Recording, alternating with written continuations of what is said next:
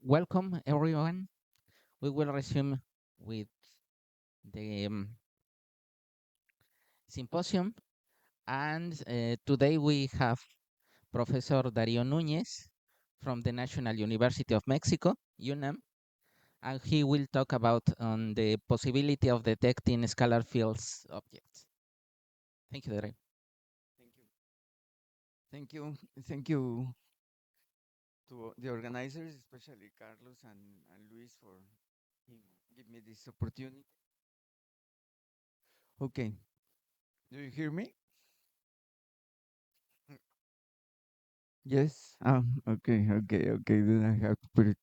All right. So uh, I asked Luis what to talk about, and then she said whatever you want, and then I wanted to share with you some ideas on the possibility of understanding better what is the dark matter and how are we going to finally determine what do we have, and then uh, doesn't work very well. So uh, I'll give you a general idea of the talk, and then in the specific I'll show you a model with which we have been working and some ideas on how we could see actually here what is dark matter, and then to point out to some more ideas, and at the end some other topics that I want to share with you. So the presence of dark matter is completely enormous. That is very clear. I think that my point of view is that to look for other type of explanations is already wasting time. I mean, Einstein is describing properly the nature as far as we know, and I think that the best idea of using our time is to explore all that possibility. And Mercedes, well, people can work with the F of R's or other explanations for all the observations that we are seeing, but if the machine is working, why to fix it? I mean, the idea is that we do have a lot of observations that are pointing out to the fact that if the Einstein and Newton equations are properly describing nature, and as far as we know, they do are properly describing nature, it is clear that out there is something unknown, and it is overwhelming. The the cosmological contents of the universe imply that for us it is unknown nearly 95% of the component of the universe, which is comes like a shock. You say, why do we not understand 95% of what it is out there? What is happening with physics? And then it is very interesting to explore how we come to all these conclusions, and how do we still think that the theory that describes the dynamics are are are actually correct. But in the fact is that the equations show and point toward the fact that dark energy, which is something which is anti-gravitating, is making the universe expand in an accelerated way, which is very strange, really. It, it turns out to have more than 70% of the energy of the component of the universe, and there is still another type of matter or component of the universe which is gravitationally attractive, but which we do not know what it is. And then that is what we call dark matter. So we know that there are these components that the universe then it's formed mainly of out of these we call it dark components, dark energy and dark matter. But then what is it exactly? How do we describe it? What do we know about them? Only that they are there. In a way, it's like trying to understand the unconscious of our mind. I mean, we know that the unconscious is part of the mind, but we do not interact with it. We only see the conscious part of us. The unconscious acts and determines part of the conscious motion, but we do not see the unconscious. So in that sense, it's similar. What do you think, Carlos? Well, it is like a nice analogy. Actually, my wife told me about this analogy that, that it looks similar. So one can try to determine some particular consequences and then try to understand better what are these dark components that we know that it is that they are there. So in this talk, I will discuss a concrete example of a dark compact object and how we could see it, how we could actually hear it through gravitational waves. So uh, it is the dark matter might be described by a scalar field.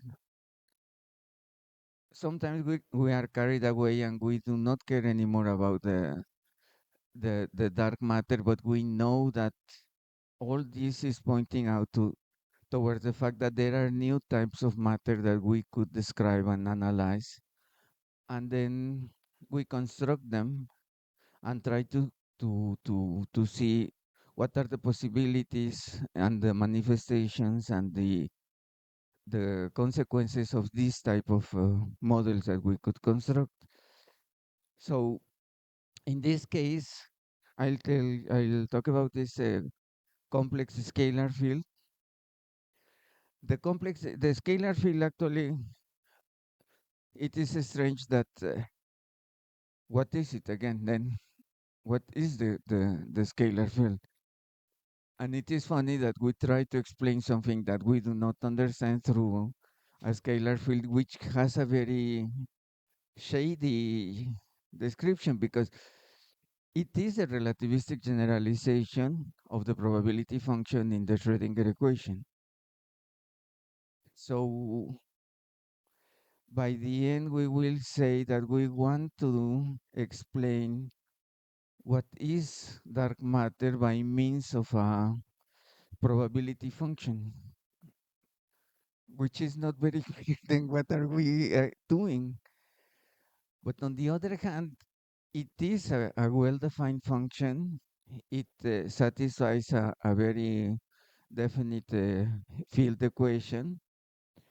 And actually, we can construct densities and stress energy tensors and see how this matter, this probability function determines a density or a stress energy tensor, which at the end generates a gravitational field or curves the spacetime.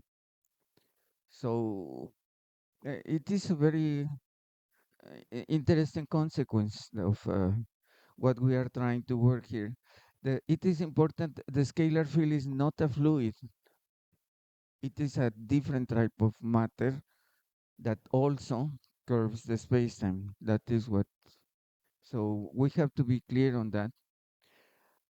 And if we simultaneously solve the Klein-Gordon equation, which is the field equation for the scalar field, with the Einstein equations, then what we get is a self-gravitating object, which generates a gravitational field, which is a star, actually. Something which is there, which is formed and curves the spacetime or generates a gravitational field. And then the idea is once we have them, we can collide them, actually plunge, because I'll explain that later, and then gravitational waves will be emitted. And that might be a way to determine that these objects are actually there. So that is what I would like to describe with you. I don't want to fill you with many equations, but just to fix the ideas. we are thinking on this Lagrangian, which has the usual kinetic part and a potential. Uh, this one, here. I, maybe you are familiar with the idea with the Lagrangian, and this is the kinetic part of the field, and this is the potential part. And by varying the Lagrangian, we can obtain the field equations. Here you see I have taken a potential with a mass term is called and a self-interaction one. And also we can obtain and construct the stress energy tensor that goes in the right side of the Einstein equations. So these two are the our field equations, the two sets of equations. The stress energy tensor can be constructed and has a very specific form, which is that one. And well, the idea is what I wanted to show you with those slides is that actually, even though we are using this shady concept of probability function, we can construct equations, definite equations, which we can solve. And by solving them, construct the objects. An object which generates its own gravitational field and contains itself. That's what we call the, the boson stars. In principle, we can, what I will be referring to is a generalization of the boson stars, which are called L boson stars, that we have in Mexico been developed together with Juan Carlos and the group of friends and collaborators there, in which we use several pieces of scalar field to plunge them, to join them, and then form a spherical object, which we call um, a L boson star. And then using this kind of ansatz, you see we use like a front plane wave with a frequency omega, and we express in harmonics, spherical harmonics, the angular dependence, and then we have only an equation for the radial part. All the solutions are scaled by the mass, and we can find very nicely this set of configurations. These are very nice descriptions in which we have we are solving then the Einstein equations together with the Klein-Gordon equation for these specific ansatz. And what we obtain is for each initial value that we give, we obtain a value of the mass of the object, the size, which is this one, this term, the size of the object, and the capacity, which is the ratio between the mass and the radius. So in principle, we can, the idea that you can take is that we can construct stars, objects, self-gravitating objects with a definite mass, a definite radius, and a compactness. And then this is the type of solutions that are obtained for the case that L is equal to 0, so we have only one field. We obtain this type of configurations. For each value of the frequency with which the scalar field is vibrating, we can solve and obtain a value of the mass of the star. Notice that all the functions, the mass, the frequency, the radius, are given in terms of the scalar field mass. So we have a free parameter there.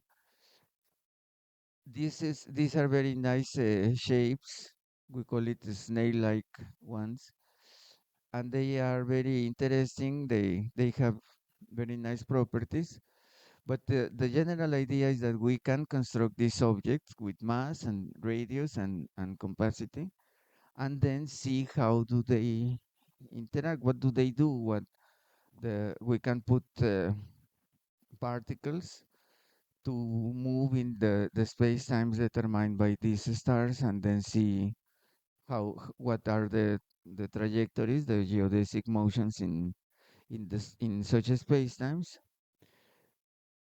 And well, all the details are more or less given in this work that we did with also with Carlos and Juan Carlos, which are here. And then in those works, what we did was to choose two of these configurations, which is one configuration or any of any point in these lines are specific configurations with a given mass and a given radius. And then we put two of them together, well, at the same time, and let them collide. We evolved the solutions to make the evolutions of the solutions that we have found. What we have to do then is to rewrite the Einstein and the field equations, not in the way that we use them to solve, which would be then to obtain the initial data, this configuration, but we rewrite them in a way that we can evolve each of the configurations and see then how the field changes and how the geometry changes in time. So actually what we do is we move the two stars, and they attract each other, and they plunge. It is interesting to notice that the scalar field do not interact with itself. They do not hit each other. They do not collide. They plunge. They they they can occupy the same space at the same time. But they feel each other by means of the gravity. So they create this. We put the two like distribution, like the two stars. They curve the space times, and then we analyze how they move and how the space time reacts, and the geometry then is changing. And finally, when they plunge, they generate gravitational waves. That is the nice part. Let me show you. These are the gravitational waves that are generated for each of the configurations that we have chosen. If you see the the capacity, for instance, is growing in that direction, and we have chosen several examples of objects, stars, which are very compact and then not that much compact. The D component in each of the branches indicates that they are more compact objects, and the A components, they are more diluted. Then we can see, once we, let me go.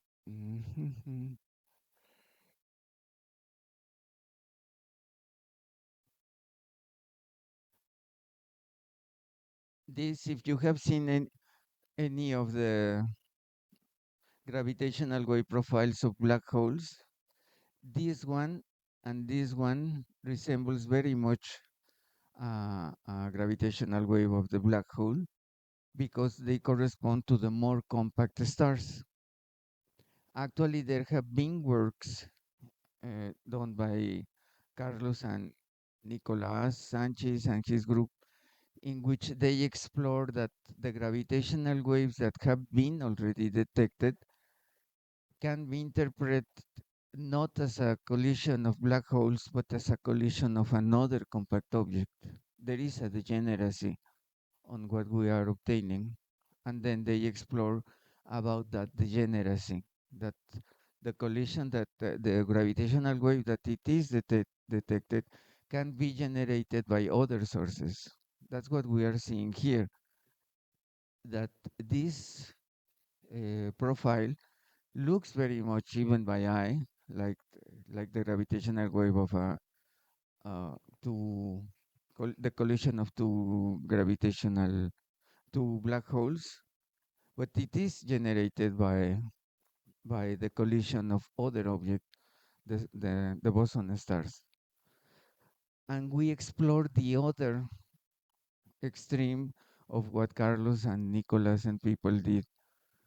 We wanted to see and what happened with the other type of gravitational waves that definitely do not look like the ones generated by the collision of black holes.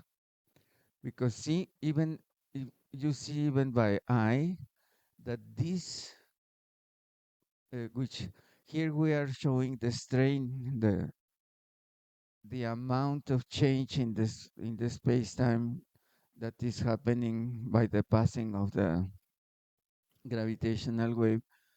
This is the usual plunge and the ring down. Here we see that in these examples of not that compact collisions, the gravitational wave emitted is even by eye seen that it is different.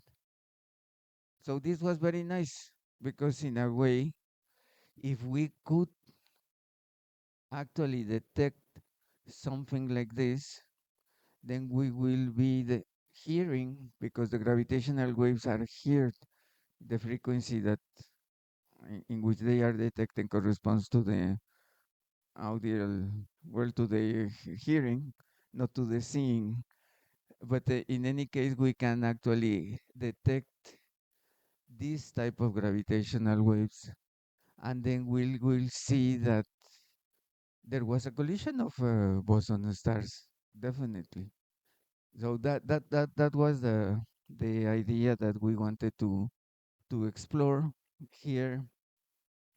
We give as I told you, we have all the details and everything, and if you want to discuss with me on more detail what are we doing, we can do it during the week.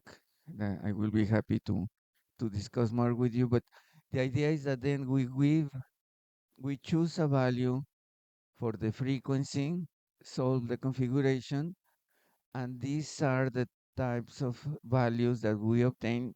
Notice that they are scaled by the parameter mu. These are the values for the mass. Here the mass is increasing. These are the values for the radius. This one for each frequency they are decreasing. This is the capacity that I told you, the ratio between the ratio between the mass to the radius. And this is what happens after the collision. After the collision, the cases of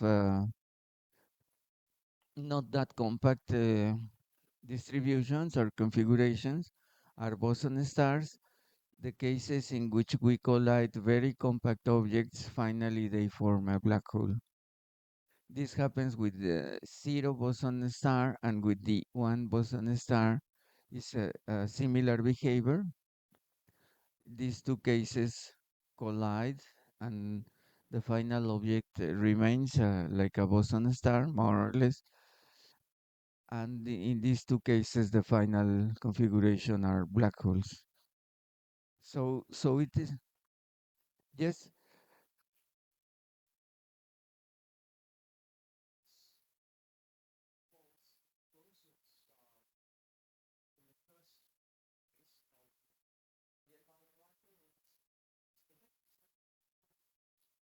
They have to, yes.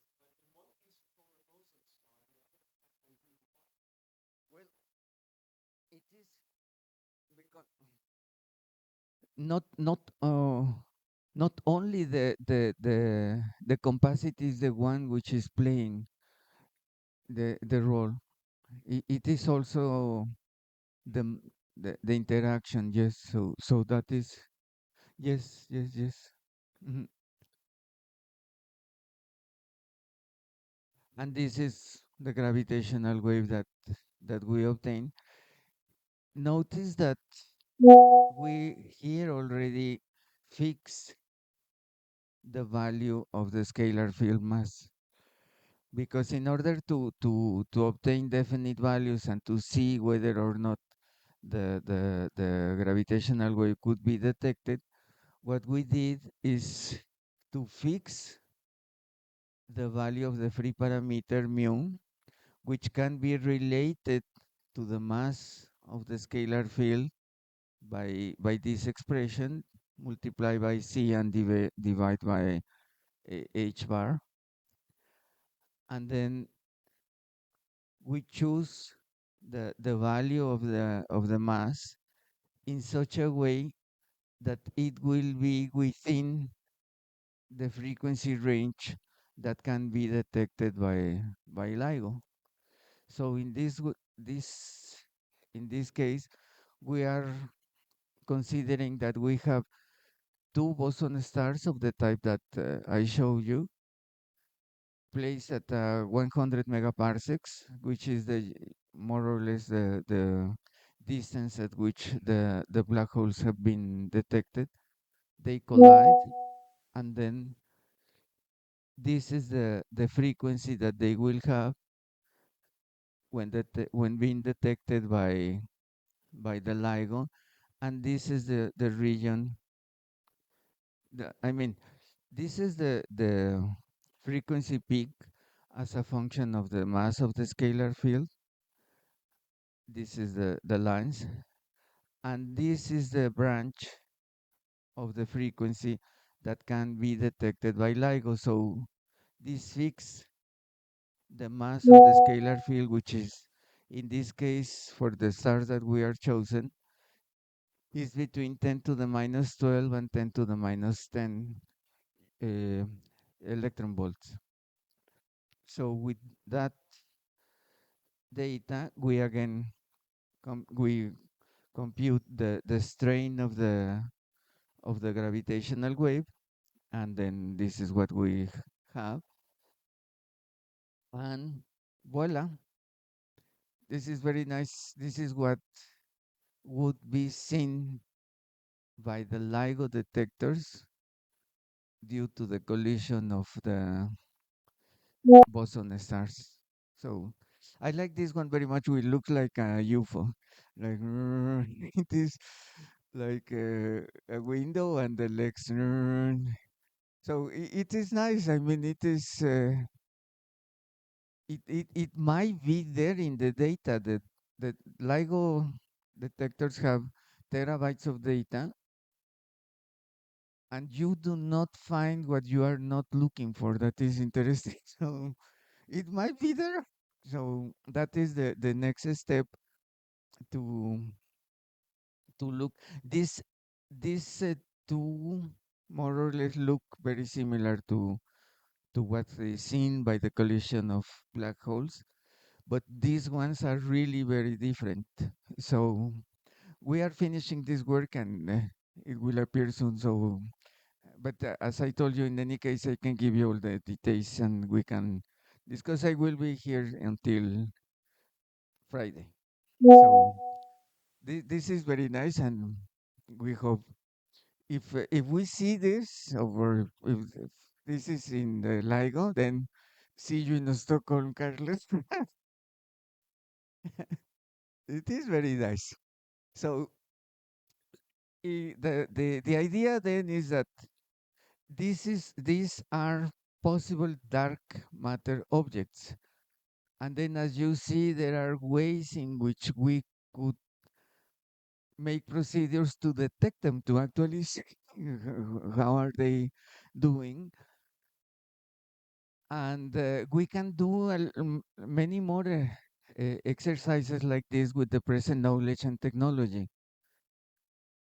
We can try to determine whether this compact object generate a shadow, like the one that is being seen, have been seen in Sagittarius and the center of our galaxy, or in M87, and it has this shape, and then we can try to see if the objects that we are generating also have shadows, and then they will be like black hole mimickers.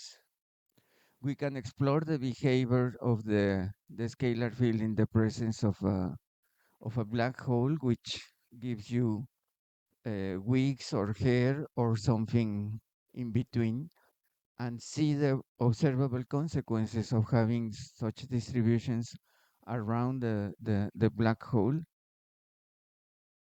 The hairy hair was obtained by Carlos and his group, and the wigs have been we have been working already for several years on these scalar field distributions. We call them wigs because they are not actually hair. They little by little fall toward the black hole. We can determine the trajectories of the bodies in the vicinity of these objects and compare them with what has been observed in Sagittarius. You see, this is the central object, and all these trajectories have been very well determined. So we can also test that if for our objects we can also, that's more or less easy because they they well the trajectories are easy to to to mimic because they are already in the Newtonian region, so all the objects look more or less the same. So that, but it is also a test. We can also go from these compact objects to try to describe more general, more larger configurations like the halos, and try to see if what we are describing, like compact objects, could be used as to describe a halo. That is also another possibility, and Milton will talk about it. Well, an object that we construct, and in principle, we could also have a halo made out of that. So that is also interesting. We can study other types of compact objects and analyze their features, like the Broca stars, or so we have a lot of things to do with them, and we already have the knowledge and the techniques and everything. What we need is time and not to be distracted by F of whatever's. I mean, there are very nice things to actually see, and we can even have a checklist for any object that we construct. Then to have a list between the groups of what are the properties of these objects. And with all these results and potential, I think that we are really getting close to determine what is the actual nature of dark matter. So I think we are close. We have been already 30 years like saying there is dark matter. But yes, people are working. And before finishing my talk, being here in Belen, I want to mention a comment on a different subject. Here in America, many cultures, the culture that were at the beginning, and they are facing enormous difficulties and suffering, but very remarkable, they pervade, they remain, and they proudly stand. In Mexico, we have more than 364 native cultures with their own language and their own costumes.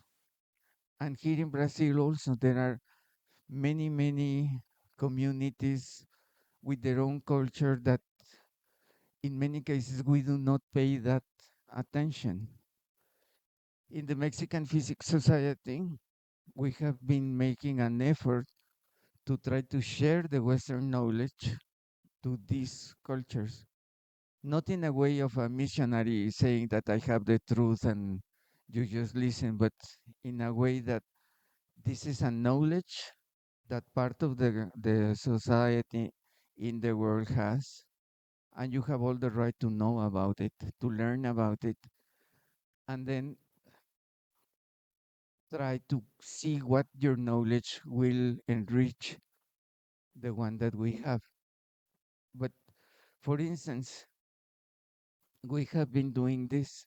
This is in Spanish, the water cycle, where we have the evaporation, condensation, precipitation, and then transmission. And then we have translated this already to 24 languages in Mexico. Well, Carlos worked with, Juan Carlos, you work with a special language, right?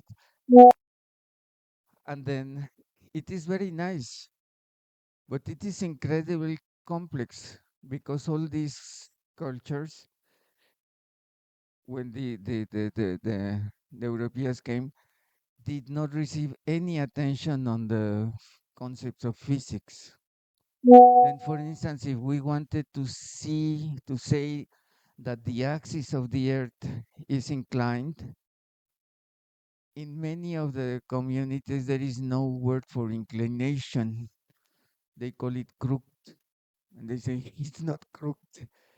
It is not standing. It is like like supporting on something.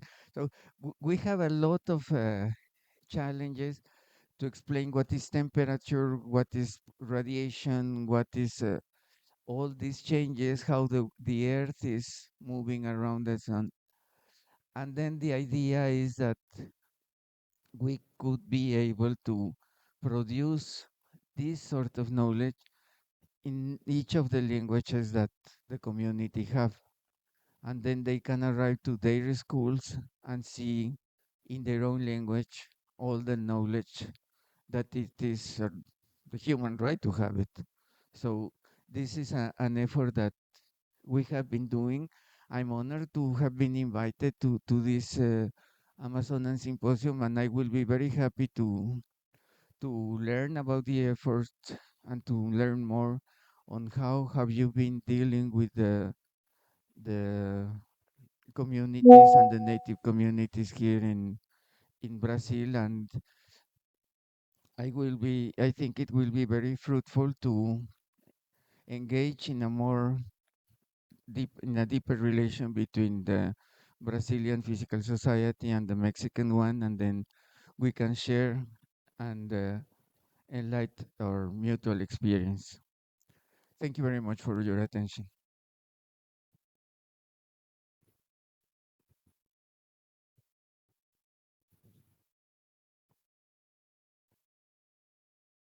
Thank you, Darío, very much. We have time for questions, Carlos.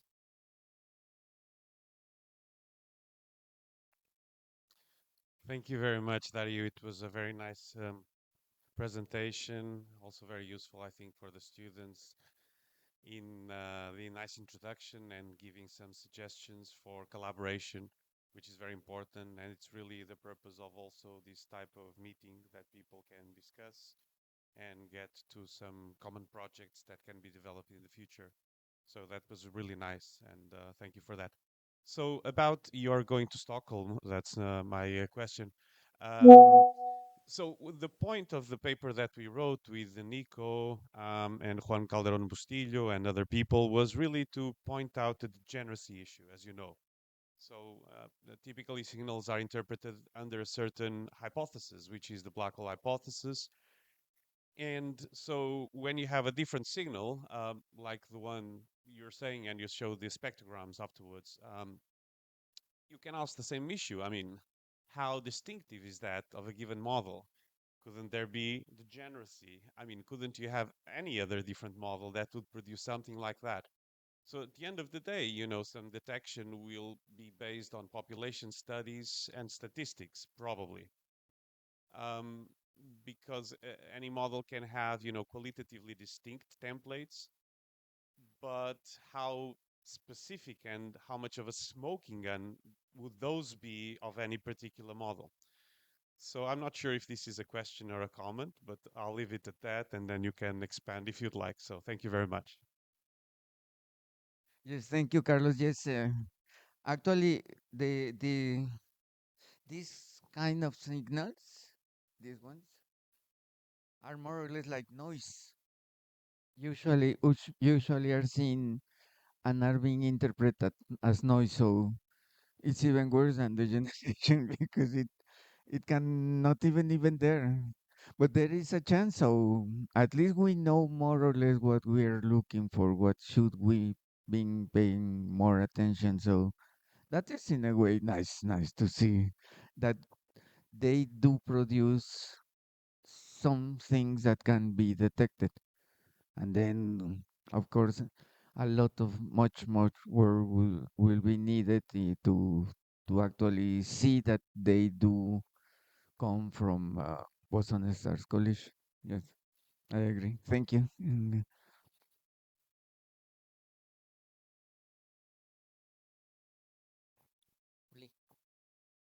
Is this working? Or do I? Can you hear me? Okay. Well, this is actually a comment on a comment on your talk. So just to enter this discussion, I would say a little bit more about this on Thursday, but degeneracy is definitely a big issue. However, there is a set of tests that people like in the LIGO collaboration are doing that you could use to identify whether your signal is compatible with the templates you're using. So the simplest way is the residual test. So you have your you see your observation, and then you check whether the residual, meaning subtracting the best matching template from the data stream, gives you something that's compatible with the Gaussian noise. There are ring down tests, and there's a whole suite of other tests that might shed some light at least on the degree of compatibility of your observation with the existing assumptions. I mean, personally, what we have in the long run, of course, would be a complete set of an approximate for objects like boson stars. And actually, I really enjoyed your talk because I think boson stars, in my opinion, are actually the best candidate where we might actually get that.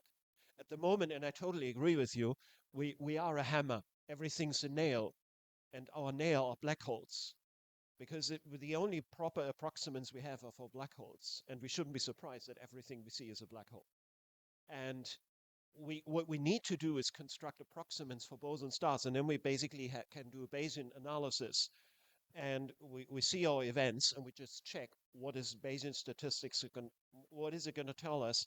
Is it compatible with black hole approximants, or is there a preference for agreement with boson star approximants? And then hopefully in the long run, I I'm not entirely sure I'll be getting the invitation to Stockholm before I retire, but in the long run, I think this is a good avenue to actually shed more light on this. Thank you. Thank you. More questions, students? Milton, wake up.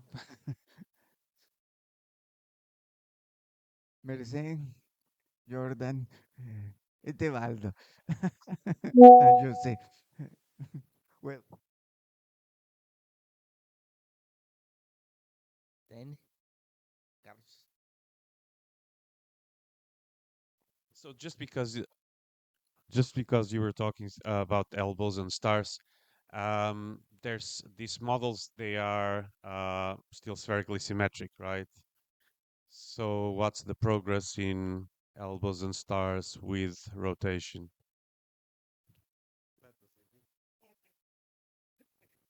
we haven't. Yes, that's a very nice branch, but I don't know even how to start. Yes.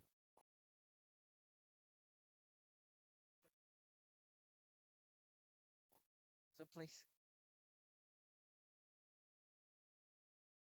Uh, Thank you for your nice talk.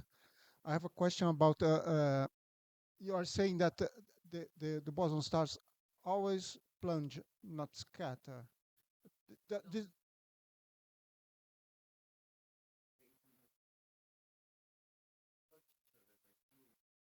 okay, they can scatter them or not.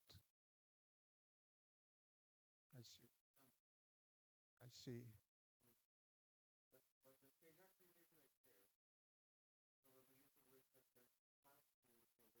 I see.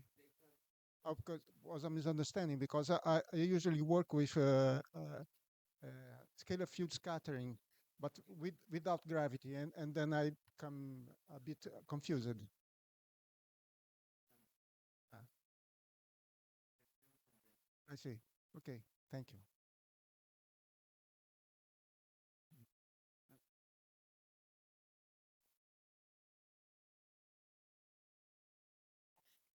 Any more questions? If not, let's thank Darío again, please.